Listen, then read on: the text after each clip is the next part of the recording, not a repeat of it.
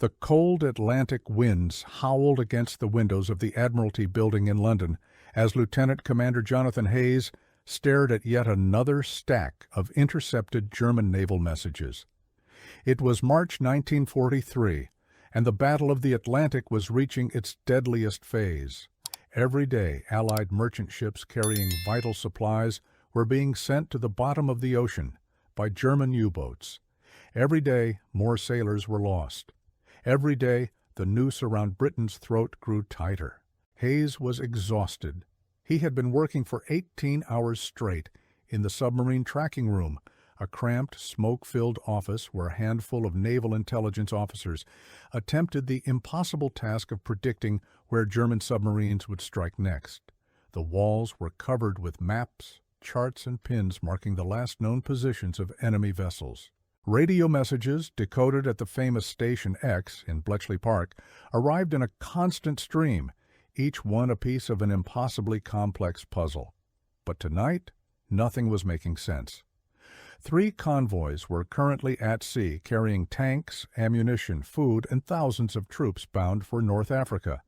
SC-122, HX-229, and HX-229A represented one of the largest concentrations of Allied shipping to cross the Atlantic in months. Intelligence suggested that German Admiral Karl Dönitz had deployed a massive wolf pack to intercept them. Somewhere in the vast expanse of the North Atlantic, between 40 and 50 U-boats were prowling, waiting to strike. The question that kept Hayes awake was simple, yet terrifying. Where exactly were they? The intercepted messages offered clues, but they were maddeningly incomplete. German submarines maintained strict radio silence when stalking prey, only transmitting brief position reports or contact signals. By the time Bletchley Park decoded these messages and forwarded them to the Admiralty, hours had passed. U-boats could travel 100 miles or more in that time.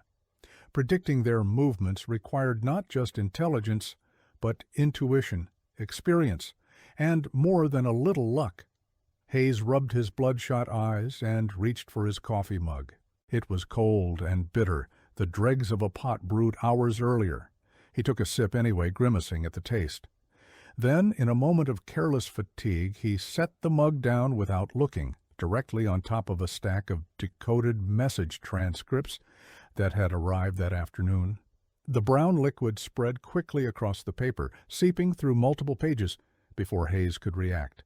He cursed under his breath and grabbed the documents, shaking off the excess coffee and dabbing futilely at the stains with his handkerchief. Most of the text remained legible, but the coffee had created irregular brown patterns across the pages, obscuring some words while highlighting others. Hayes was about to toss the ruined documents aside and request fresh copies when something caught his eye. The coffee stain had bled through 5 separate message intercepts, all from different U-boats, all transmitted within a 6-hour window the previous day.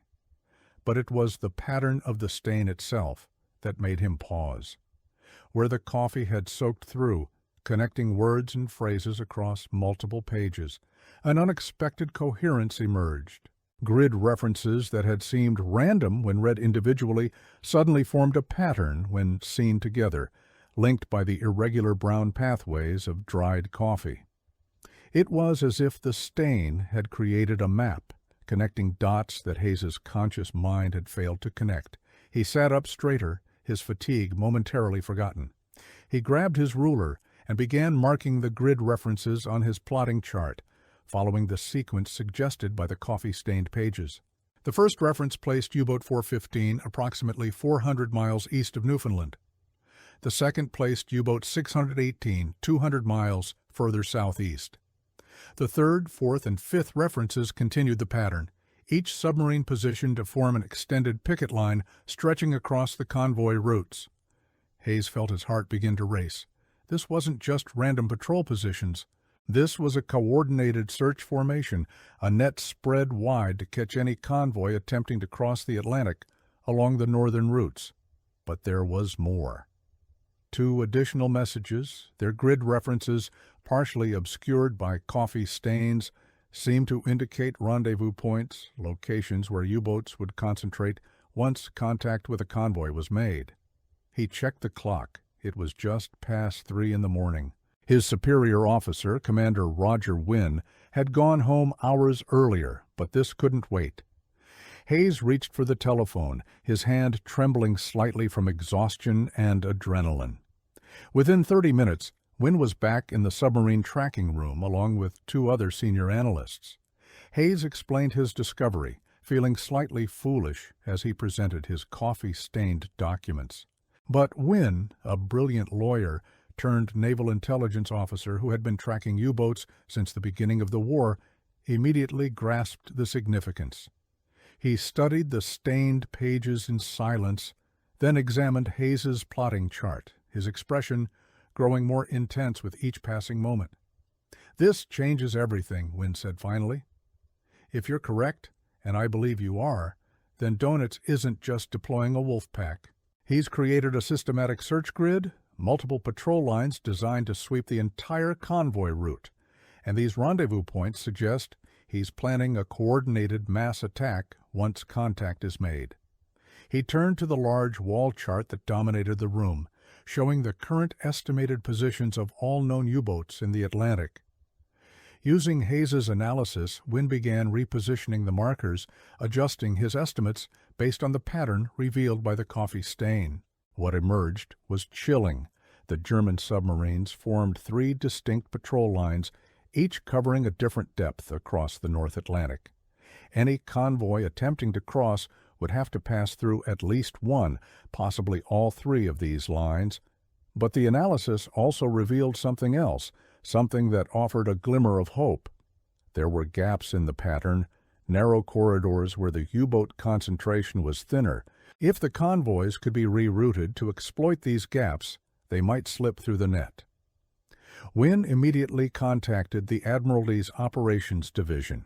Within an hour, urgent messages were being transmitted to the convoy commodores at sea. SC-122, HX-229, and HX-229A were ordered to alter course, steering toward the gaps identified in Hayes's analysis. The escort commanders were warned to expect heavy U-boat activity and to maintain maximum vigilance. But Wynne wasn't finished. The coffee stain had revealed something else, something that Hayes had initially missed. 2 of the grid references, when plotted on the chart, fell well outside the normal patrol areas. They were positioned along the supply routes between U-boat bases in occupied France and the operational areas in mid-Atlantic. Wynne realized these weren't combat submarines at all. They were supply boats, the so-called Milchkühe or milk cows, large Type 4T U-boats designed to refuel and resupply the attack submarines at sea. This was intelligence gold. The Type 15 submarines were the lifeline of the German Atlantic campaign. Each one could refuel up to a dozen attack boats, effectively doubling their time on patrol. Finding and removing even one of these supply submarines would force multiple attack boats to return to base prematurely, but they were notoriously difficult to locate, operating far from the convoy routes and maintaining strict radio silence. Now, thanks to Hayes's accidental discovery, Wynne had their approximate positions. He contacted Coastal Command, the Royal Air Force unit responsible for anti-submarine patrol. Within hours, long-range Liberator bombers were being dispatched to sweep the areas where the Milchkühe were believed to be operating. Naval support groups, fast destroyer escorts designed to hunt submarines, were also diverted to these locations. As dawn broke over London, Hayes sat at his desk, now surrounded by a team of analysts working to expand on his initial discovery. The coffee-stained documents had been carefully preserved, each page now treated as a crucial piece of evidence. Additional decoded messages from the previous week were being re-examined, looking for similar patterns that might have been missed the first time. What Hayes and his colleagues were doing went far beyond simple code breaking. The messages from Bletchley Park arrived already decoded, the German naval Enigma cipher having been broken earlier in the war. But decryption was only the first step. The real challenge was analysis, taking hundreds of fragmentary reports and piecing them together to understand German intentions and predict their movements. The Germans were not careless. U-boat commanders used coded grid references to report their positions, changing the code frequently. They transmitted brief, cryptic messages that revealed little to casual observation, and they were masters of deception, sometimes sending false position reports or maintaining radio silence for days at a time. Understanding their true dispositions required intimate knowledge of German naval procedures, tactics, and even the personalities of individual U-boat commanders. Hayes had been studying these patterns for months, absorbing thousands of messages, tracking the movements of dozens of submarines. His mind had unconsciously cataloged countless details, creating a mental model of how the U-boat fleet operated. But it was the random coffee stain that had allowed his subconscious knowledge to break through, creating a visual pattern that his conscious mind could recognize and analyze. As the morning progressed, the analysis continued to bear fruit. By comparing the newly identified U-boat positions with previous intelligence, the team was able to reconstruct the complete deployment of Admiral Donitz's offensive. 3 separate wolf packs were indeed operating in the North Atlantic, totaling 43 submarines. The patrol lines had been established over the previous 5 days, with boats taking up their positions in a carefully coordinated sequence. More importantly, the analysis revealed the underlying logic of the German deployment. Dönitz was not simply placing his submarines randomly across the convoy routes. He was using a mathematical model, positioning his boats at specific intervals to maximize detection probability while minimizing the chance that Allied escorts would spot them before they could report convoy sightings. Understanding this model meant that future German deployments could be predicted with much greater accuracy. But the immediate priority was the 3 convoys currently at sea. Throughout that day, March 16th, the submarine tracking room maintained constant communication with the convoy escorts. Course corrections were transmitted every few hours as new intelligence refined the understanding of U-boat positions. It was a deadly game of maritime chess, with thousands of lives hanging in the balance. The tension was almost unbearable. Everyone in the tracking room knew that even with the best intelligence, some contact with U-boats was virtually inevitable. The question was whether the convoys could minimize that contact, slipping through the patrol lines before the Germans could mass their forces for a coordinated attack. The first indication that the strategy was working came late that afternoon. A U-boat reported sighting convoy SC-122, but the position was far south of where the German patrol line had expected to find it. The convoy had successfully exploited one of the gaps identified by Hayes's analysis. More importantly, the reporting submarine was isolated, with no other boats in immediate support. The convoy's escorts were able to drive it off before it could coordinate an attack. Similar reports followed over the next 2 days. The convoys were indeed making contact with U-boats, but all was at the edges of the patrol lines, never in the areas of maximum concentration. The German wolf packs, positioned for a mass attack, found themselves constantly out of position, racing to intercept convoys that had already slipped past their intended killing zones. Meanwhile, Coastal Command was achieving unprecedented success in the U-boat supply areas. On March 17th, a Liberator bomber located and attacked U-boat 463, one of the precious Type 4 Tours supply submarines. The attack was unsuccessful, but it forced the submarine to abort its mission and return to base for repairs. 2 days later, another Liberator found U-boat 462 on the surface. This time, the attack was devastating. The supply submarine was sent to the bottom of the Atlantic, taking with it fuel and supplies meant to support a dozen attack boats. The loss of these supply submarines had immediate consequences.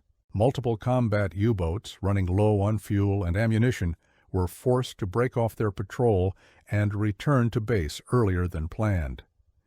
The carefully constructed patrol lines began to develop holes, gaps that grew larger with each passing day.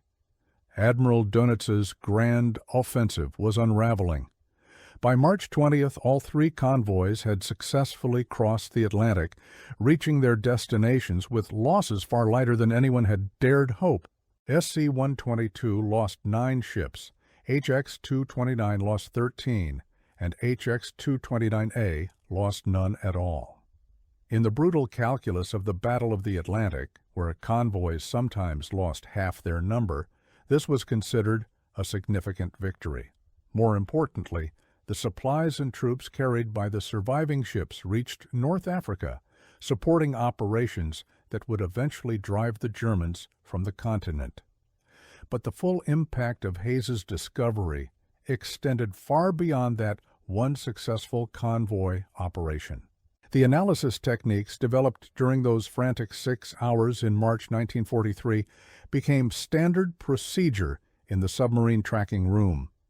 Every new batch of decoded messages was now examined not just individually but collectively, looking for patterns that might reveal larger German strategies. The team began creating what they called overlay analysis. Multiple messages would be physically overlaid on a single sheet, using transparent paper, looking for connections and patterns that weren't visible when each message was examined separately. It was a low-tech version of what would later become sophisticated computer analysis, but in 1943 it was revolutionary. The technique proved remarkably effective. Over the following months, the submarine tracking room was able to predict German U-boat movements with increasing accuracy.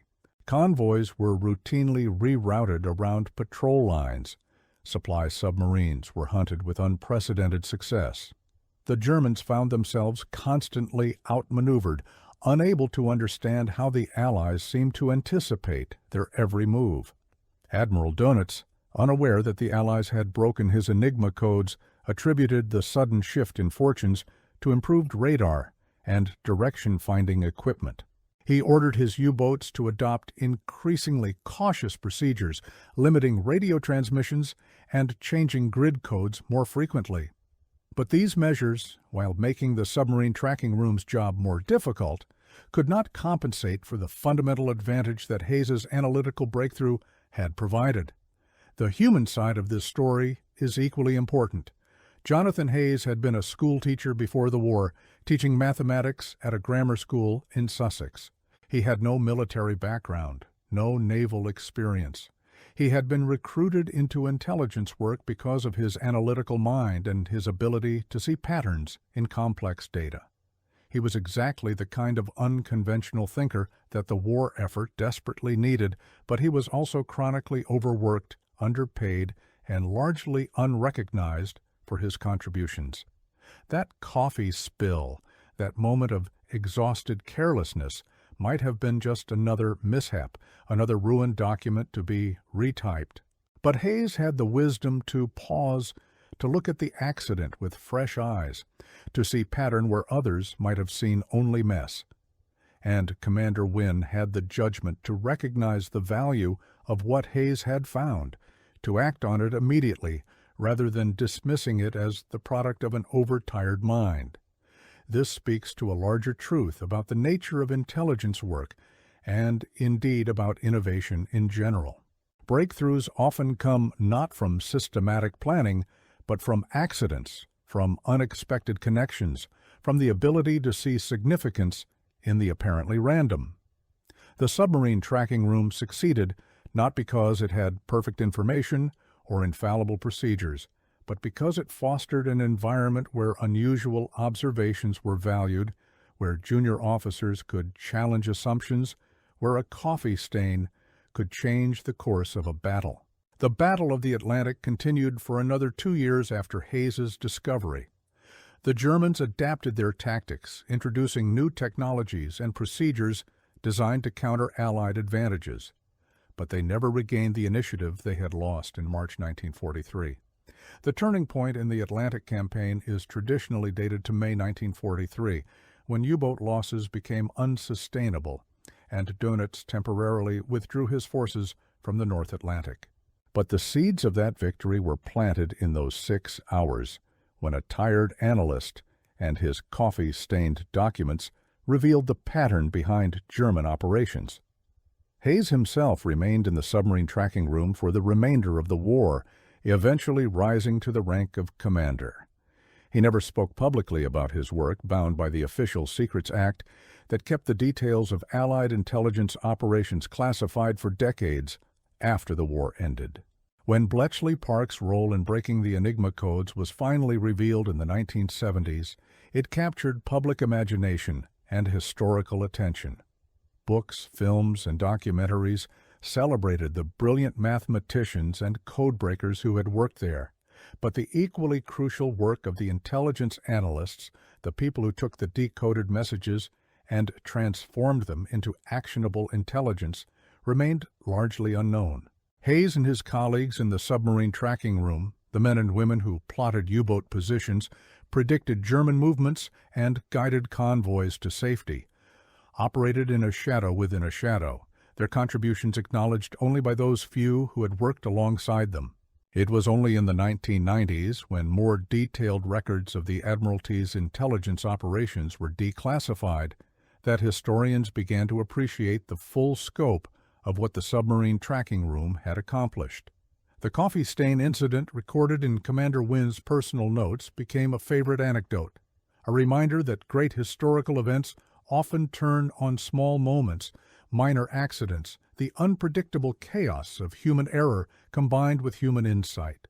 The 10 U-boat routes that Hayes mapped in those 6 hours represented more than just tactical intelligence. They provided a window into German operational thinking, revealing the mathematical and strategic logic behind Admiral Dönitz's deployment decisions. This understanding persisted long after those specific submarines had moved on to new positions or been removed from action. It became part of the institutional knowledge of the submarine tracking room, informing analysis and predictions for months to come. Similarly, the identification and targeting of the Type Auftrag supply submarines had strategic impact far beyond the immediate loss of those vessels. The Germans had built only 10 of these specialized boats, and they were never able to replace them as quickly as they were lost. By mid-1944, the supply submarine program had effectively collapsed, forcing attack U-boats to operate much closer to their home bases and dramatically reducing their effectiveness in the crucial North Atlantic convoy routes. The 3 convoys that were saved, SC-1222, HX-229, and HX-229A, carried among them over 200 ships and tens of thousands of personnel. The supplies they delivered to North Africa supported Operation Husky, the invasion of Sicily in July 1943, which in turn led to the Italian campaign and ultimately to the D-Day landings in June 1944. The cargo that reached port safely included tanks that fought in Sicily, ammunition that sustained the Italian campaign, and food that kept Allied forces fed during those crucial operations. Some of the troops aboard went on to land at Normandy. In this way, Hayes's 6 hours of intense analysis rippled forward through the war, contributing to victories that seemed far removed from that cold March night in London. But beyond the immediate military impact, Hayes's discovery highlighted the crucial importance of intelligence analysis in modern warfare. World War II was perhaps the first conflict where information truly became a weapon, as powerful as any gun or bomb. The ability to read enemy communications, predict their movements, and respond accordingly provided advantages that could not be achieved through superior numbers or technology alone. This was particularly true in the Battle of the Atlantic, where the vast expanse of ocean made it physically impossible to protect every convoy or hunt every submarine through sheer force of numbers. Success required intelligence, the ability to know where the enemy was and where he would be, to route convoys through safe waters, and to concentrate hunting forces where submarines were most vulnerable. The submarine tracking room was not infallible. They made mistakes, missed important signals, sometimes provided incorrect predictions. Convoys were still lost, sailors still perished in the icy Atlantic waters, but over time the balance shifted. The ratio of ships lost to ships that reached port safely began to improve. U-boat loss rates climbed while their success rates declined. These statistical shifts, often measured in small percentage points, represented thousands of lives saved and countless tons of crucial supplies delivered safely. Hayes's coffee spill and the analytical breakthrough it triggered was one moment in this larger campaign. It was neither the first nor the last time that Allied intelligence proved decisive in the Atlantic battle. But it was a perfect illustration of how the battle was fought and won, not through single decisive engagements, but through the accumulation of small advantages, the patient work of analysis, and the exploitation of every scrap of intelligence, however accidentally discovered. The story also serves as a reminder of the human element in warfare, the role of chance, fatigue, and simple accidents in shaping historical events. Hayes did not plan to spill his coffee. He did not set out to discover a new analytical technique. He was simply an exhausted man trying to make sense of too much information with too little sleep. The breakthrough came because he was observant enough to notice the pattern the coffee stain revealed, open-minded enough to trust his instincts, and brave enough to wake his superior officer in the middle of the night with what might have seemed like a far-fetched theory. In today's world of sophisticated computer systems and artificial intelligence, where data analysis is often automated and algorithmic, there is something appealing about this story of human intuition and analog discovery. The coffee stain created a pattern that no computer could have predicted, connecting information in a way that reflected the unconscious knowledge of an experienced analyst rather than any systematic procedure. It suggests that even in our age of big data and machine learning, there remains a role for human insight, for the unexpected connection, for the ability to see patterns that algorithms might miss. The lessons of Hayes's discovery extend beyond military history. In any field where complex information must be analyzed and decisions made under pressure, the same principles apply. The importance of diverse perspectives, the value of unconventional thinking, the need to create environments where unusual observations are welcomed rather than dismissed. The recognition that breakthroughs often come from unexpected sources, that fatigue and accidents can sometimes lead to insights that careful planning cannot achieve. For Hayes himself, the recognition came late, if it came at all. He lived quietly after the war, returning to teaching and rarely speaking of his wartime service. He passed away in 1987, before most of the details of his work were declassified. A small mention in a historical appendix, a footnote in academic studies of the Battle of the Atlantic, that was the extent of his public recognition. But among those who had served with him, among the small community of veterans from the submarine tracking room, his name was remembered with respect and gratitude. Commander Wynne, in his post-war writings, made several references to the coffee stain incident, though he was careful not to use real names or provide specific details that might violate security protocols. He framed it as an example of how intelligence work requires not just technical skill, but imagination, adaptability, and the courage to trust unexpected insights. Wynne himself received greater recognition for his contributions to the Battle of the Atlantic, but he always insisted that the success of the submarine tracking room was a collective achievement, the product of many talented individuals working together under extraordinary pressure. The fate of the U-boats that Hayes identified in those 6 hours varied. Some survived the war, surrendering when Germany collapsed in May 1945. Others were lost to Allied action, either sent to the bottom by aircraft and escort vessels or scuttled by their crews when they could no longer continue.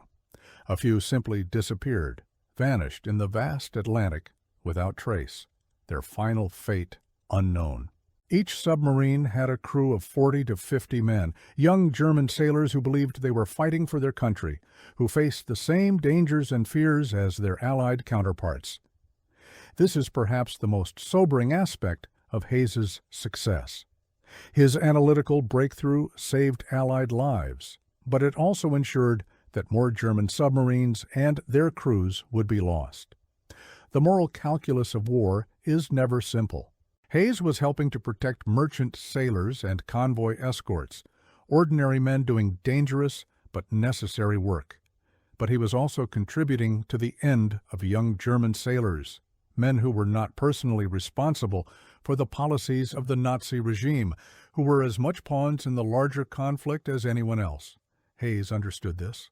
In the few interviews he gave late in life, when some details of his work had been declassified, he spoke not with pride, but with a kind of sad recognition of what had been necessary. He had done his job, done it brilliantly, and helped to shorten a terrible war. But he never celebrated the consequences of his work, never forgot that intelligence analysis, however abstract it might seem, ultimately resulted in men sent to their end beneath the waves. The coffee-stained documents themselves survived the war and are now preserved in the British National Archives. They can be viewed by researchers, faded brown pages with barely legible handwriting, and the irregular patterns of dried coffee, still visible after more than 80 years. They serve as a tangible reminder of that March night, a physical artifact of a moment when exhaustion and accident combined with insight and courage to change the course of a battle. The story has become something of a legend among intelligence analysts and historians, often cited in training programs and academic courses as an example of how breakthroughs can come from unexpected sources. It appears in books about the Battle of the Atlantic, in studies of intelligence operations, in broader histories of World War II. Each retelling adds its own interpretation, its own emphasis, sometimes embellishing details or simplifying the complex reality of what actually happened. But the core truth remains. On a cold March night in 1943, a tired analyst spilled his coffee and, in that moment of careless accident, saw a pattern that saved lives and helped turn the tide of the longest campaign of World War II. It is a small story set against the vast canvas of global conflict, but it captures something essential about how wars are won, not just through grand strategies and decisive battles, but through the accumulated efforts of countless individuals, most of them unknown and unrecognized, doing their best under impossible circumstances. The Battle of the Atlantic claimed over 70,000 lives, destroyed thousands of ships, and determined whether Britain could survive and whether the Allied invasion of Europe would be possible. It was decided not by any single battle or breakthrough, but by the patient accumulation of small advantages, by technological innovations, tactical adaptations, and yes, by moments of insight like Hayes's coffee-stained discovery. Today, as we look back across the decades, we can see the Battle of the Atlantic as one part of the larger tragedy and triumph of World War II. We can appreciate the courage of the merchant sailors who sailed convoy after convoy, despite knowing the terrible risks. We can honor the escort crews who protected them, fighting desperate battles in icy waters, far from home. We can remember the air crews of Coastal Command, flying long hours over empty ocean, searching for submarines that were almost impossible to find. And we can remember the analysts like Jonathan Hayes, working in obscure offices, staring at endless stacks of papers, trying to make sense of fragmentary clues and incomplete information. Their battlefield was a room full of desks and charts. Their weapons were pencils and rulers, and occasionally accidental coffee spills. They received no medals for valor, no public recognition of their service, but their contributions were as essential to victory as any fought on traditional battlefields. The coffee stain has become a symbol, a reminder that history often turns on small moments, that great consequences can flow from minor accidents, that human insight and intuition remain crucial even in an age of systematic procedures and technological sophistication. It reminds us that the people who make history are often ordinary individuals facing extraordinary circumstances, doing their best with imperfect information and insufficient resources, sometimes succeeding brilliantly and sometimes failing despite their best efforts. Lieutenant Commander Jonathan Hayes never sought fame or recognition. He was a teacher who became an analyst, an ordinary man who did extraordinary work when his country needed him. The coffee stain was not the only breakthrough he contributed to the war effort, but it was the most dramatic, the one that best captured the combination of knowledge, insight, and sheer accident that characterized intelligence work during World War II. As the sun set over London on that March evening in 1943, Hayes finally allowed himself to rest, sitting back in his chair and closing his eyes for a few precious minutes. Around him, the submarine tracking room continued its work, other analysts poring over new messages, plotting new positions, refining their understanding of German movements. The war would continue for another 2 years. Many more convoys would sail. Many more lives would be lost. Many more battles would be fought. But on this night, Hayes had given the Allied cause a crucial advantage. 3 convoys would reach port safely. 10 U-boat routes had been mapped. 2 supply submarines would be eliminated, and a new analytical technique had been discovered that would help turn the tide in the longest battle of the war. All because a tired man spilled his coffee and had the wisdom to look at the mess and see not disaster, but opportunity. The legacy of that moment extends to this day. Modern intelligence analysis, with all its sophisticated technology and computational power, still recognizes the importance of human insight, of the ability to see patterns in chaos, of the value of diverse perspectives and unconventional thinking. The coffee stain technique, that simple act of overlaying multiple documents to reveal hidden connections, was a precursor to modern data visualization and pattern recognition algorithms. But the human element remains essential. Computers can process vast amounts of data, identify statistical correlations, flag anomalies and patterns. But it still requires human analysts to provide context, to understand implications, to make the intuitive leaps that connect disparate pieces of information into actionable intelligence.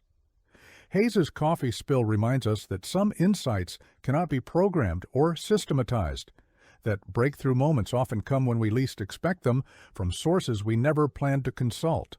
As we remember this story, we honor not just Jonathan Hayes and his colleagues in the submarine tracking room, but all those who serve in the shadows, doing work that must remain secret, making contributions that cannot be publicly acknowledged.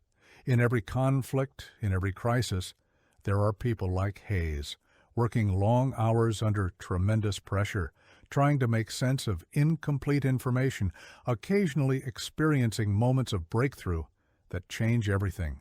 The coffee stain is their symbol, a reminder that even in the most serious and deadly endeavors, there is room for accident, for chance, for the unpredictable human element that can turn disaster into triumph, that can transform a simple mistake into a crucial discovery.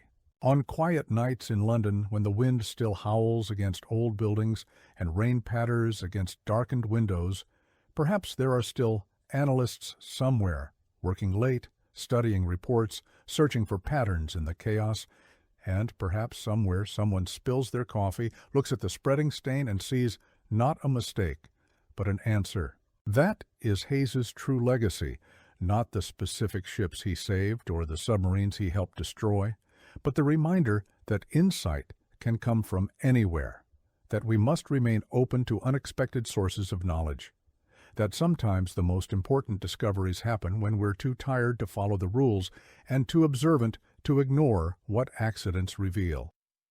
The 3 convoys sailed on into history, their successful crossing becoming just one more entry in the vast records of World War II. The sailors aboard never knew how close they had come to disaster. never learned about the coffee stain that helped save them. They returned home after the war, if they were fortunate enough to survive, and lived ordinary lives, unaware of the extraordinary moment that had influenced their fate. That is, perhaps, as it should be. The purpose of intelligence work is not recognition or glory, but results, the silent protection of those who can never know they were in danger, the quiet victories that allow ordinary people to live ordinary lives. Hayes understood this. He did his work, made his contribution, and then returned to his classroom, teaching mathematics to children who would grow up in a world shaped by victories they would never fully understand.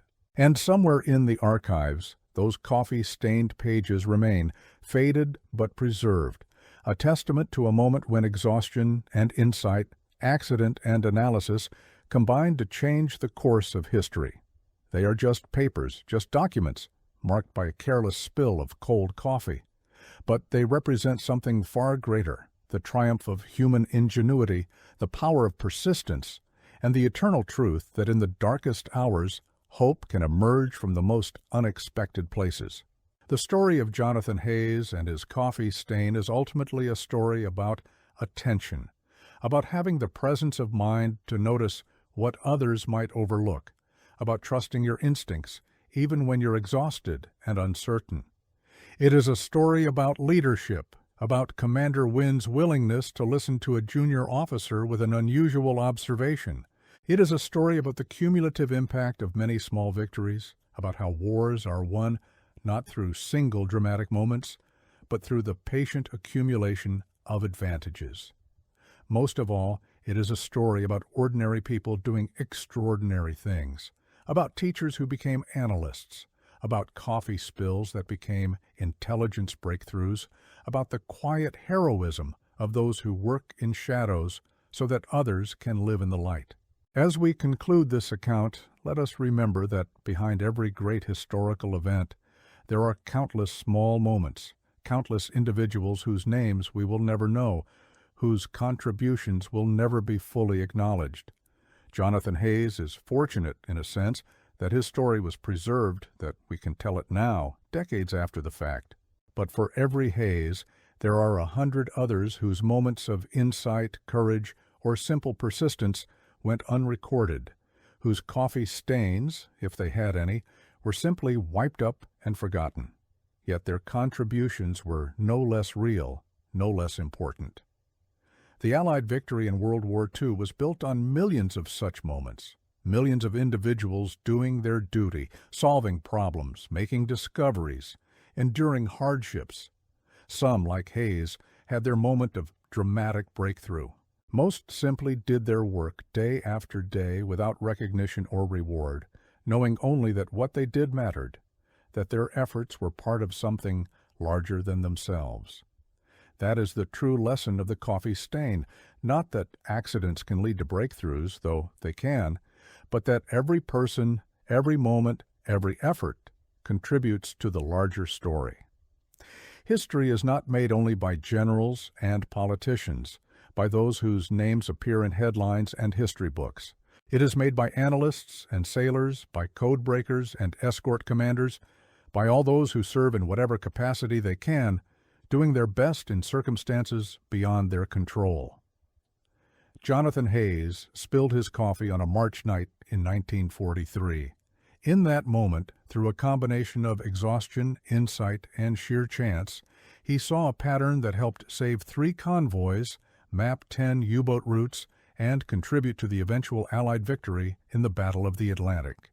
It is a remarkable story, a dramatic moment in the midst of global conflict. But it is also, in the end, just one story among millions, one moment in the vast tapestry of human courage and sacrifice that defined that terrible war. We remember it not because it is unique, but because it is exemplary, because it captures in miniature the larger truth about how wars are fought and won, about how ordinary people rise to extraordinary challenges, about how the smallest actions can have the largest consequences. As the last word is written, and this account concludes, the coffee stain remains preserved in archives, a tangible link to that March night 8 decades ago. It serves as a reminder, a symbol, a challenge to future generations to remain observant, to trust their insights, to recognize that breakthrough moments can come from anywhere, even from mistakes and accidents. And somewhere, perhaps, another analyst is working late, staring at documents, searching for patterns, and perhaps, just perhaps, they will spill their coffee and see not a mistake, but an answer. That is Hayes's enduring legacy, the knowledge that insight can strike at any moment from any source, and that we must remain forever watchful for opportunities that come disguised as accidents.